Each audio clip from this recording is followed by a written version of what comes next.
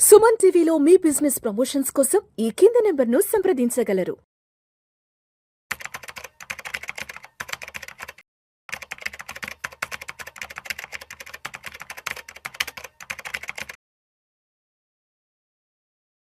ప్రేక్షకులకి మీ రామచంద్రమూర్తి నమస్కారాలు. ఇవాళ ఈ వీడియోలో మనం ఆల్రెడీ మార్కెట్స్ ఇప్పుడు బాగా డౌన్ అయినాయి. 24, 25లో కానీ 25 నుంచి ఇప్పుడు 25, 2025, 26లో కొంచెం పెరుగుతున్నాయి. సో మ్యూచువల్ ఫండ్స్ కూడా లాస్ట్ ఇయర్ బాగా అండర్ పర్ఫార్మెన్స్ అయ్యింది. పెద్ద రిటర్న్స్ రాలేదు. ఇప్పుడు ఈ మ్యూచువల్ ఫండ్స్లో చాలామంది ఏ బెటర్ ఉన్నాయి, స్టాండర్డ్ ఏమున్నాయి, so last best mutual funds మంచి రిటర్న్స్ ఇచ్చిన, ఇలాంటి టఫ్ టైంలో కూడా రిటర్న్స్ ఇచ్చిన మ్యూచువల్ ఫండ్స్ ఏమైనా ఉన్నాయా అని అడుగుతున్నారు. సో వాళ్ళ కోసం ఏంటంటే ఒక ఇన్ఫర్మేటివ్ వీడియో లాగా ఇప్పుడు ఉన్న మ్యూచువల్ ఫండ్స్లో ఏవి బెస్ట్ ఫండ్స్ యాజ్ పర్ ఈటీ మనీ వాళ్ళ స్టాండర్డ్ ప్రకారం ఏది బాగుంది అనేది మీకు ఈ వీడియోలో చెప్తున్నా.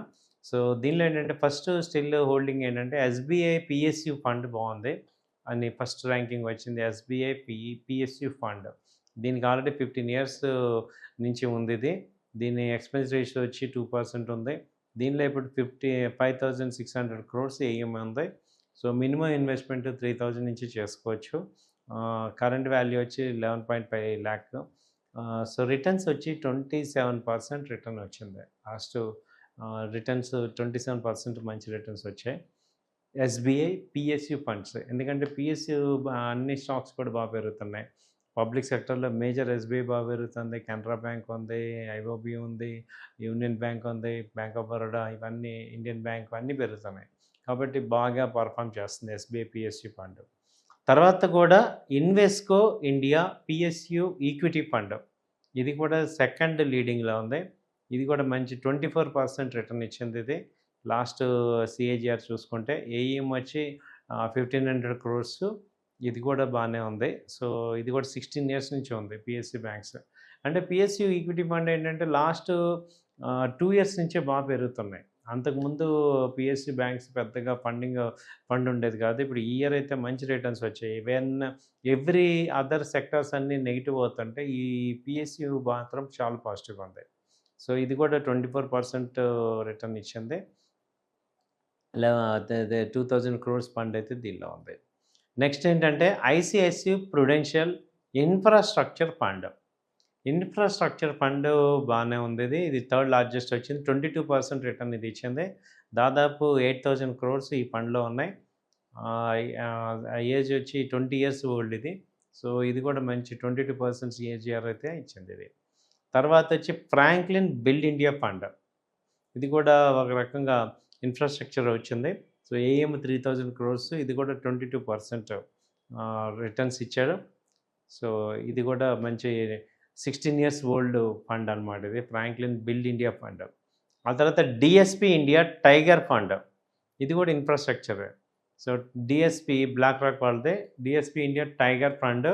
సో ఇది కూడా దాదాపు 5,000 crores ఉంది. 21% రిటర్న్స్ ఇచ్చింది. తర్వాత Nippon India power and infra fund. So ఇప్పుడు చెప్తుంటే పైన 3 ఇన్ఫ్రాస్ట్రక్చరు, 2 పిఎస్యు బ్యాంక్స్, తర్వాత లీడింగ్ వచ్చి ఇన్ఫ్రాస్ట్రక్చర్ పెరుగుతున్నాయి. సో ఇన్ఫ్రాస్ట్రక్చర్ బాగా పెరుగుతుంది, గ్రోత్ 20% రిటర్న్ ఇచ్చాం. ఏఈఎం వచ్చి 6,000 crores ఏఈఎం ఉంది. ఇది కూడా రిటర్న్స్ 20% వచ్చింది. ఆ తర్వాత కూడా Canara Repco infrastructure fund, Canara bank, Repco, వీళ్ళ ఎయిమ్ కూడా 1,000 crores రఫ్గా ఉంది. ఇది కూడా 20 years నుంచి ఉంది. కరెంట్ వాల్యూ 20% రిటర్న్ వచ్చింది ఇయర్. తర్వాత bank of India credit risk fund. So ఇది కూడా అంతే 100 crores రీసెంట్గా స్టార్ట్ చేశారు. వీళ్ళు కూడా 19.5 crores, 19.5% రిటర్న్ ఇచ్చారు. సో 11 years నుంచి ఉంది ఈ ఫండ్. ఆ తర్వాత HDFC flexi cap fund, HDFC వాళ్ళది ఫ్లెక్సీ క్యాప్ ఉంది. ఇందులో దాదాపు 97,000 crores ఫండ్ ఉంది ఫ్లెక్సీ క్యాప్.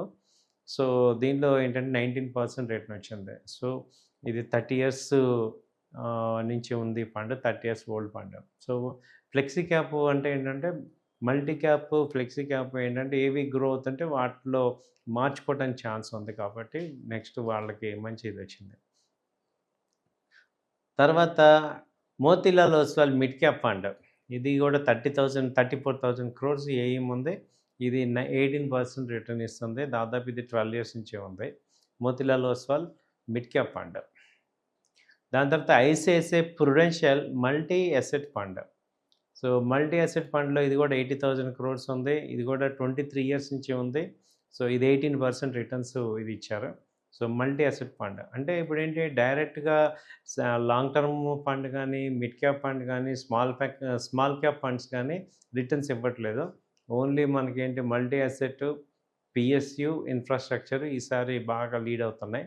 తర్వాత Kotak multi asset omni fund of funds. So fund of funds కూడా కొంత పర్సంటేజ్ మంచిగా వస్తున్నాయి. 2500 క్రోర్స్ ఏఎం ఉంది.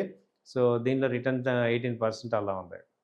తర్వాత Kotak infrastructure and economic reform fund. So ఇది కూడా ఇన్ఫ్రాస్ట్రక్చర్ మళ్ళీ. సో 2000 క్రోర్స్ ఇన్వెస్ట్మెంట్, ఇది 17% అలా రిటర్న్స్ వస్తున్నాయి. సో అన్నీ కూడా ఆల్మోస్ట్ మనకి ఎస్బీఐ కాంట్రా ఫండ్, ఇది కూడా స్ట్రాటజికల్గా కాంట్రా ఫండ్ ఉంది. 48,000 క్రోర్స్ దీనిలో ఉంది. ఇది 16% రిటర్న్ ఇచ్చింది. తర్వాత ఐసిఐసిఐ ప్రుడెన్షియల్ ఈక్విటీ అండ్ డెబ్ట్ ఫండ్, ఇది కూడా 50,000 క్రోర్స్ ఇన్వెస్ట్మెంట్ ఉంది. దీనిలో ఏఎం 16% రిటర్న్ కనపడుతుంది. 26 ఇయర్స్ ఓల్డ్ ఉంది. సో ఇది కూడా ఏంటంటే ఇది equity and debt fund. Equity debt fund కాంబినేషన్లో తీసుకుంటే 16%, డెట్ టు 10% ఇస్తుంది కాబట్టి 6% రిటర్న్ దీనిలో వచ్చింది. ఆ తర్వాత చూసుకుంటే ఎస్బీఐ హెల్త్ కేర్ ఫండ్ ఉంది. అది కూడా 16% రిటర్న్ వచ్చింది. ఏఎం 3,000 క్రోర్స్ ఉంది. సో 26 ఇయర్స్ ఓల్డ్ ఉంది ఇది. తర్వాత హెచ్డిఎఫ్సి బ్యాలెన్స్ అడ్వాంటేజ్ ఫండ్, ఇది కూడా 1,00,000 క్రోర్ ఉంది. 15% రిటర్న్ ఇచ్చింది. ఈ టఫ్ టైంలో కూడా రిటర్న్స్ 15% దాకా వచ్చాయి పర్ యానం. ఇందులో ఏంటంటే ఇది 25 ఇయర్స్ ఓల్డ్. సో నెక్స్ట్ వచ్చి యాక్సిస్ స్మాల్ క్యాప్ ఫండ్, దీనిలో 25,000 క్రోర్స్ ఉంది. ఇది 13% రిటర్న్ ఇచ్చింది. 12 ఇయర్స్ ఓల్డ్ నుంచి ఉంది.